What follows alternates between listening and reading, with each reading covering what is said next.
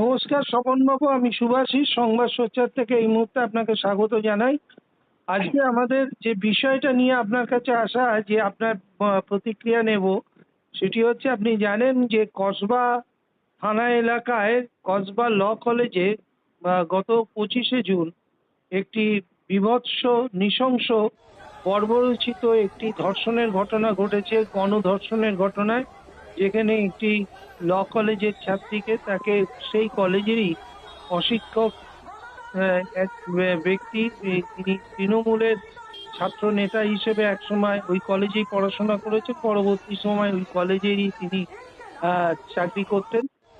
তার নেতৃত্বে যেভাবে তাকে নৃশংসভাবে বর্বরোচিতভাবে মেয়েটিকে গণধর্ষণ করা হয়েছে এবং তার উপর অত্যাচার করা হয়েছে, সে বিষয়ে রাজ্য রাজনীতি এখন উত্তাল। প্রশ্ন আমাদের একটাই, যে আরজি করে অভয়ার পর আবার একটা নৃশংস গণধর্ষণের ঘটনা কিভাবে দেখছেন, কি বিশ্লেষণ করবেন? এই যে বর্বরচিত ভাবে যে গণধর্ষণ ঘটনাটা হয়েছে, এতে আমাদের একজন পশ্চিমবঙ্গবাসী হিসেবে আমাদের মাথা হেঁট হয়ে যাচ্ছে। কারণ একটা অশিক্ষক কর্মচারী, তিনি ওই ল কলেজ থেকেই পাশ করেছেন এবং তিনি এখন যারা শাসক দল, সেই শাসক দলের ছাত্র সংগঠনের একজন পদাধিকারী ছিলেন বা ছাত্র সংগঠনটা করেছেন ওই কলেজের মধ্যে। পরবর্তীকালে সেই শাসক দলেরই মদতে বা বাদন্যতায় উনি ওই কলেজেই চাকরি করছেন এবং এই যে বর্বরচিত ঘটনাটা ঘটেছে, এটার জন্য কোনোভাবেই শাসক দল তার দায় এড়াতে পারে না। কেন পারে না? যে এই সমস্ত লুম্পেনগুলোকে প্রশ্রয় দেওয়া, এই সমস্ত লুম্পেনগুলোকে তাদের কুকীর্তি করার জন্য তাদেরকে প্রশ্রয় দেওয়া, এগুলো কখনোই একটা রাজনৈতিক দল যারা পশ্চিমবঙ্গের শাসন ক্ষমতায় আছে তাদের পক্ষে শোভা পায় না।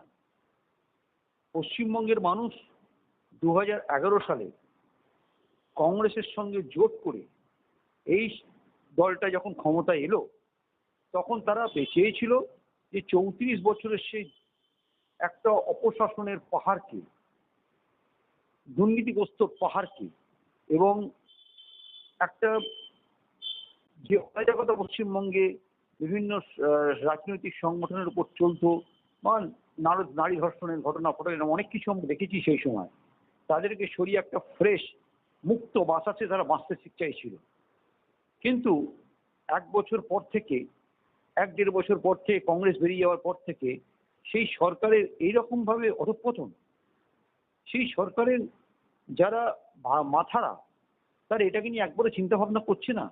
আমরা পশ্চিমবঙ্গের মানুষের কাছে কি আশা নিয়ে পশ্চিমবঙ্গের মানুষ আমাদেরকে নিয়ে এসেছিল, তার এইটা আমাদের দেখতে হচ্ছে।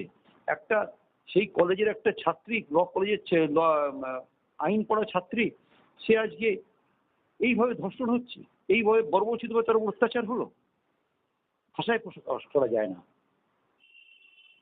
একটা প্রশ্ন কিন্তু বারবার এসেই যাচ্ছে, সেটা হচ্ছে, শাসক দলের কর্মী হলে বা শাসক দলের মানে ছত্রছায়ায় থাকলে যে কোনো দুর্নীতি বলুন, যে কোনো অপরাধ বলুন, গণধর্ষণ বলুন, রাহাজানি, ডাকাতি, সমস্ত কিছুই যেন 7 গুণ মাপ হয়ে যাচ্ছে। আজকে এই ধরনের যখন একটা ঘটনা সামনে এসছে, একইভাবে এই রাজ্যেরই বিজেপি একজন নেতার বিরুদ্ধে উড়িষ্যায় ডাকাতি করার একটা অভিযোগও কিন্তু সামনে এসছে। কি বলবেন? কেন্দ্রে বিজেপি, রাজ্যে তৃণমূল, এই মুহূর্তে কংগ্রেসের একজন কর্মী হিসেবে কিভাবে দেখবেন বিষয়টা? একই মুদ্রার এপিঠ আর ওপিঠ। এরা পশ্চিমবঙ্গের বুকে যেটা করছে, আর অন্য পিঠটা সারা ভারতবর্ষের বুকে করছে। আমরা সরকারে আছি, এই সরকার, যে সরকারের ছত্রছায়ায় দুটো দল আছে, তাদের ছত্রছায়ায় যারা থাকছে, তাদের সমস্ত কিছুতে এদের 7 খুন মাফ হয়ে যাচ্ছে। আজকে দেখুন, একটা বাঙালি ছেলে, পশ্চিমবঙ্গের ছেলে, সে উড়িষ্যা থেকে ডাকাতি কেসে ধরা পড়ছে। একসময় তারা, এখন এখানে যারা বিরোধী দল আছে, যারা বিরোধী দল বলে নিজেদের দাবি করে, যারা এতগুলো এমএলএও আছে তাদের বিধানসভায়, তাদের বড় বড় নেতাদের সঙ্গে তার ছবি দেখা যাচ্ছে। তেমনি ভাবে পশ্চিমবঙ্গের শাসক দলের মদতপুষ্ট এই দুষ্কৃতী একটা এত বড় একটা ঘটনা ঘটিয়ে ফেললো। পুরো তাদের মানে, আমরা সরকারের সঙ্গে আছি এবং আমাদের কোনো কিছু দুর্নীতি বা কোনো কিছু করলে আমাদের কেউ কিছু ধরতে পারবে না, এইটা এদের মধ্যে এদের মানসিকতা হয়ে গেছে। আমরা এক বছর হয়নি আমরা অভয়াকাণ্ডটা দেখেছি, সেই দাগদগে ঘায়ের মধ্যে আবার একটা ঘা পড়ে গেল।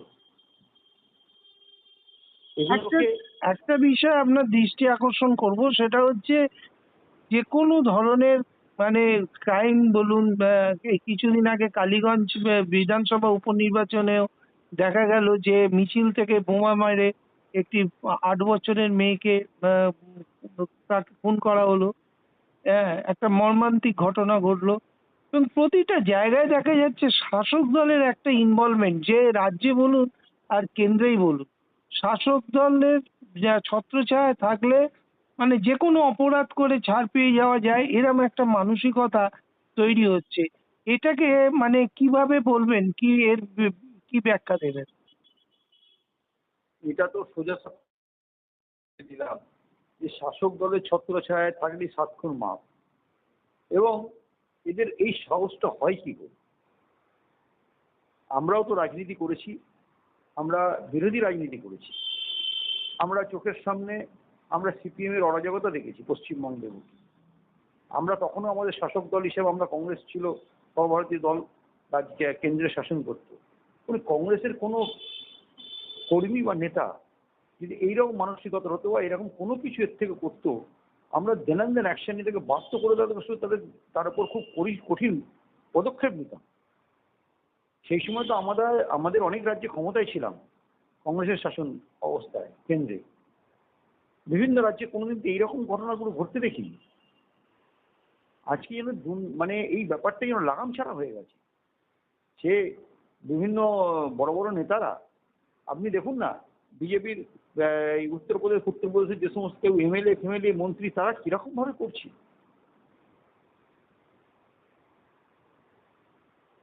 একজন এমপি ছিলেন, যিনি একজন কুস্তিগিরকে কি অবস্থা, তার সঙ্গে কিরকম বিহেভিয়ার করলেন। ব্রিজভূষণ শরণ। হ্যাঁ, তা এগুলো কি করে প্রশ্রয় দেয় এই সমস্ত দলেরা?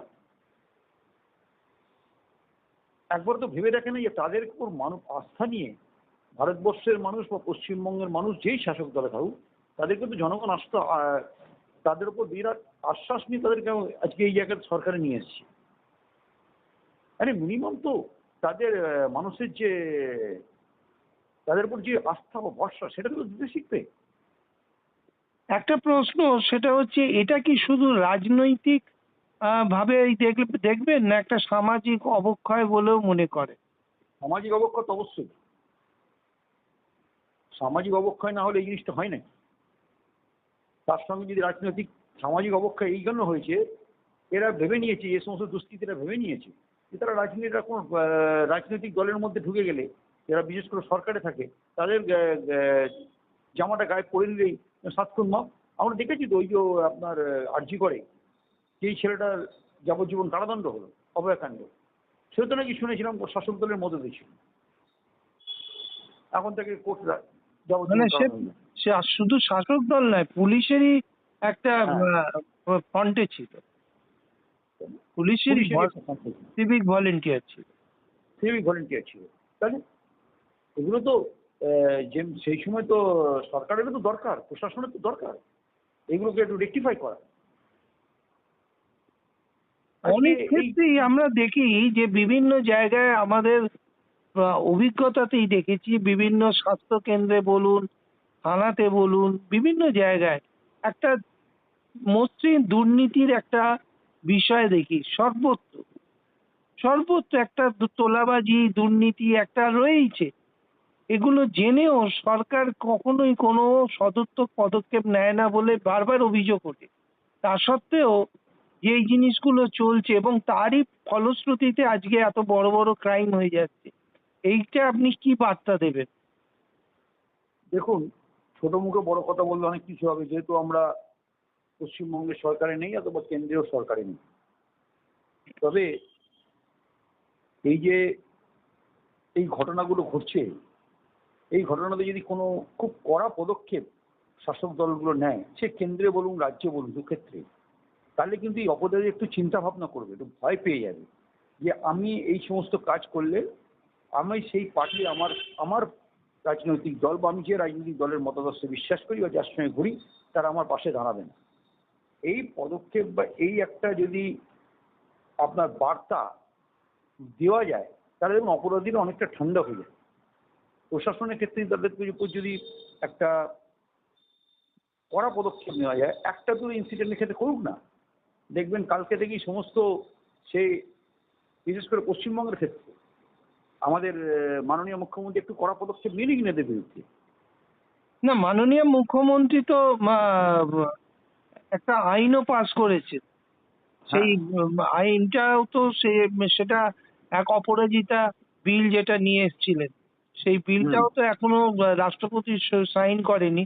সেই বিলেও কিছু কড়া সিদ্ধান্তের কথা বলা হয়েছিল, যেখানে বলা হয়েছে যে যে কোনো ধর্ষণ হলেই যাবজ্জীবন কারাদণ্ড এবং 18 বছরের কম নাবালিকা ধর্ষণ এবং খুন হলে তার মৃত্যুদণ্ড পর্যন্ত, এরকম তো বিভিন্ন প্রভিশন দেওয়া।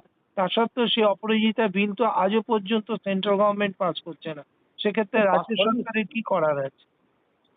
এটা তো সরকারের তো করার দরকার না, না সরকারের তো নিশ্চয়ই যতক্ষণ ওই বিলটা না রাষ্ট্রপতি সিগনেচার না করবেন ততক্ষণ তো উনি আইনে পরিণত হবে না। হুম, সেটাও যেমন ঠিক, তেমনি নিজের দলের মধ্যে একটা কড়া পদক্ষেপ নেওয়া বা বার্তা দেওয়া হুম। বা এই অপরাধীদের ক্ষেত্রে বার্তা দেওয়া যে আমরা তোমাদের পাশে দাঁড়াবো না, তুমি আমাদের দল করলে। যেদিন থেকে এই জিনিসটা হবে, তখনই দেখবেন অপরাধী অনেক ক্ষেত্রে ঠান্ডা হয়ে যাবে। তারা এই সমস্ত কাজ করার আগে 10 বার চিন্তা ভাবনা করবে। আমরা কি আমরা দেখেছি তো পশ্চিমবঙ্গের ক্ষেত্রে আমরা দেখেছি। আপনারা কি ৮০ দশকে ৯০ দশকের প্রথম দিকে আপনারা কি ভুলে গেছেন আলপনা বন্দ্যোপাধ্যায়ের কথা গোয়া বাগান অঞ্চলে? হুম, বাড়ি হুম, থেকে টেনে নিয়ে তাকে মেরেছে। হুম, আপনারা কি ভুলে গেছেন বানতলার অনিতা দেওয়ানের কথা? একদম, একদম। তাহলে আজকে মুখ্যমন্ত্রী তো সেই সময় সেইগুলো নিয়ে আন্দোলন করেছিলেন। উনি তো এই সমস্ত ঘটনার সম্বন্ধে মানুষের কি সেন্টিমেন্ট থাকে সেগুলো তো উনি পুরোপুরি অবহিত। এবং এখনো যারা ওনার সঙ্গে আহ, যে সমস্ত সহকর্মীরা আছে ওনার, তারাও তো ওই সময় ওনার সঙ্গে আন্দোলনে সামিল ছিলেন। তারা তো জানেন মানুষের সেন্টিমেন্টটা কোন দিকে আছে। অতএব যদি এখনই এদের বিরুদ্ধে কড়া পদক্ষেপ নেওয়া যায়, একটা বার্তা যদি দেওয়া যায়, সদর্থক বার্তা, কড়া বার্তা যদি দেওয়া যায়, তাহলে দেখবেন এটা অনেকটা অংশ কমে গেছে, অনেকটা অংশ কমে গেছে। কেন্দ্রের ক্ষেত্রেও যদি এই জিনিসটা করা যায়, অনেকটা অংশ এটা কমে গেছে। আমি কেন্দ্রের কথা বলতে পারবো না, কারণ কেন্দ্রের যে সরকারটা তারা বিভিন্ন রকম সাম্প্রদায়িকতার চিন্তা ভাবনা করে এইসব জিনিসগুলো করে। কিন্তু পশ্চিমবঙ্গে তো এই জিনিসটা করাই যেতে পারে, কারণ আমরা তো একসময় একই একই রাজনৈতিক দলের মানে সহকর্মী ছিলাম। হুম। আমরা এই জিনিস তো সামনে ফেস করেছি, আমরা প্রচুর সিপিএমের হাতে মার খেয়েছি।